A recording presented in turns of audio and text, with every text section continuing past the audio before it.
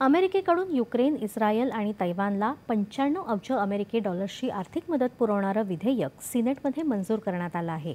या विधेयकावरून अमेरिकेच्या प्रतिनिधी मंडळात महिनाभर उहापोह सुरू होता।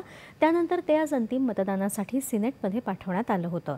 या संदर्भातल्या मतभेदांवर तोडगा निघाल्यानं या देशांना अमेरिकेकडून मदत मिळण्यासाठी मार्ग प्रशस्त झाला आहे।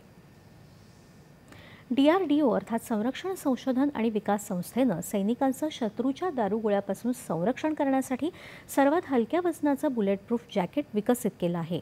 नुकतीच या बुलेटप्रूफ जॅकेटची चंदीगड इथं यशस्वी चाचणी घेण्यात आली। नव्या प्रक्रियेसह नवीन सामग्री वापरून विशेष नवीन संरचना पद्धतीनं हे बुलेटप्रूफ जॅकेट तयार करण्यात आल्याचं संरक्षण मंत्रालयानं म्हटलं आहे।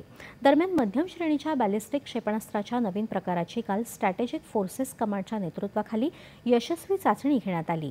क्षेपणास्त्राच्या यशस्वी प्रक्षेपणानं कमांडची परिचालन क्षमता सिद्ध केली असून नवीन तंत्रज्ञानाचं प्रमाणीकरण केलं आहे, असं संरक्षण मंत्रालयानं जारी केलेल्या निवेदनात म्हटलं आहे।